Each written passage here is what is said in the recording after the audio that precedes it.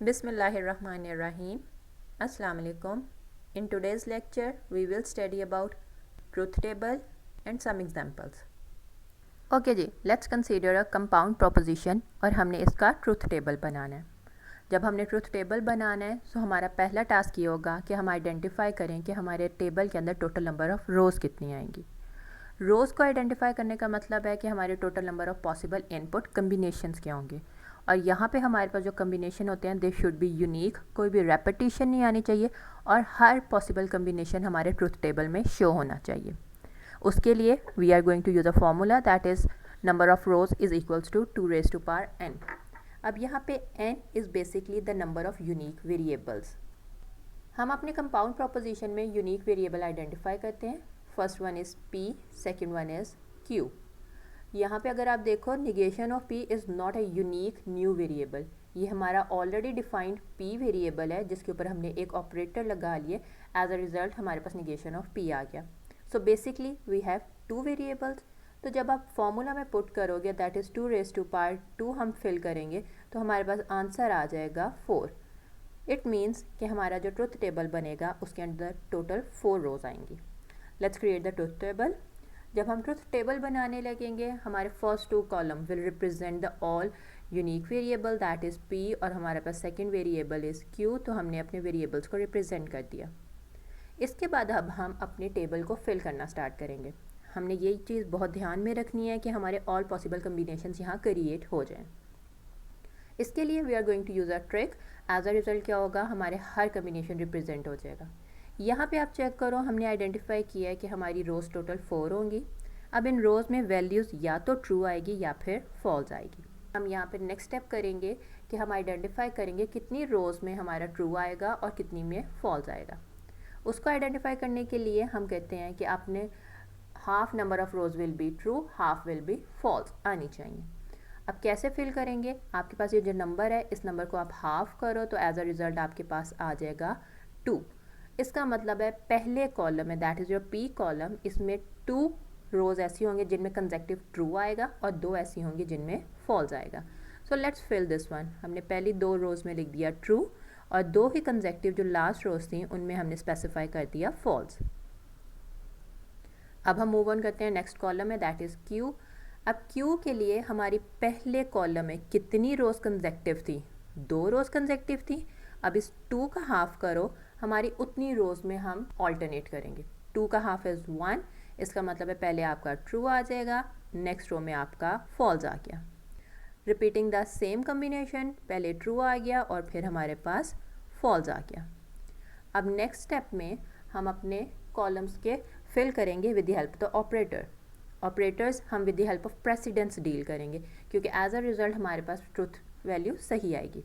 हम सबसे पहले पढ़ चुके हैं कि निगेशन ऑफ p की प्रेसिडेंस सबसे ज़्यादा है, तो हमारा पहला ऑपरेटर जो आ जाएगा that will be negation of p. अब इसको सॉल्व करते हैं. True true, we all know कि जब आप निगेट करोगे तो हमारे पास जो ट्रुथ वैल्यू आ जाएगी दैट विल बी फॉल्स. और यहाँ पे हमारी लास्ट 2 रोज़ वर फॉल्स, तो हमारे पास जो न्यू वैल्यूज़ आ जाएंगी दे विल बी ट्रू.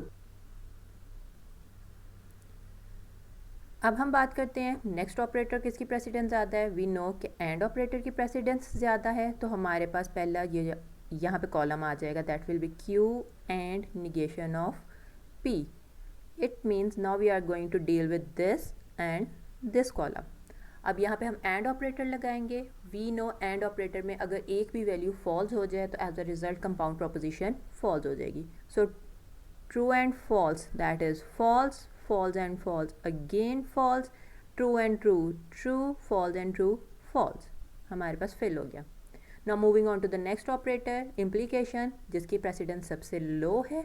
अब हम इसको सॉल्व करेंगे और इसको सॉल्व करने के बाद हमारे पास आ जाएगा p इम्प्लाई q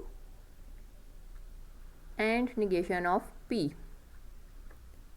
सॉल्व करते हैं. We are implying negation from p from this column to this column.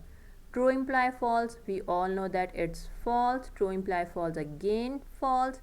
False imply true, true. False imply false, true. So this is how we are going to solve our truth table. Let's do an activity. अब आप लोग एक truth table create करो with the compound proposition P और negation of Q imply P and Q. I will suggest आप video को pause करो, solve करो, then we will discuss the solution.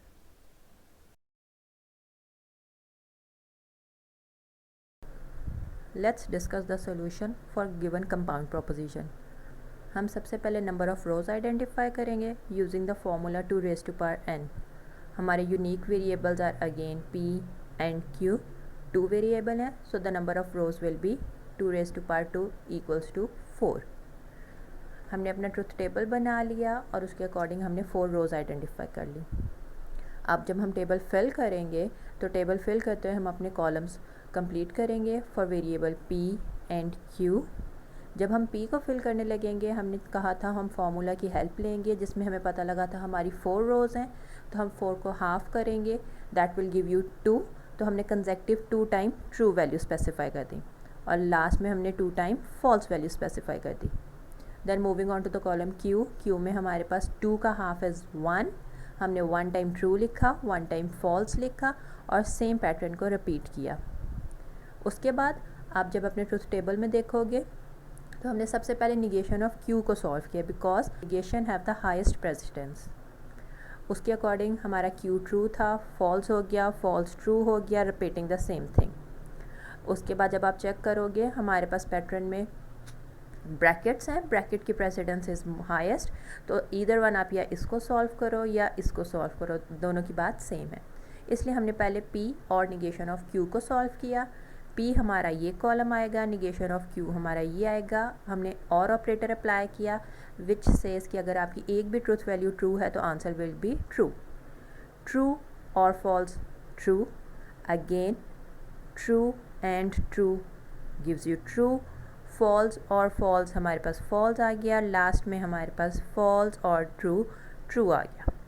फिर हमने सॉल्व किया p एंड q को. p एंड q हमारा p ये वाला कॉलम है, q ये वाला कॉलम है और एंड में हमारे पास अगर एक भी वैल्यू फॉल्स हो तो एज अ होल हमारा कंपाउंड प्रोपोजिशन फॉल्स हो जाएगा.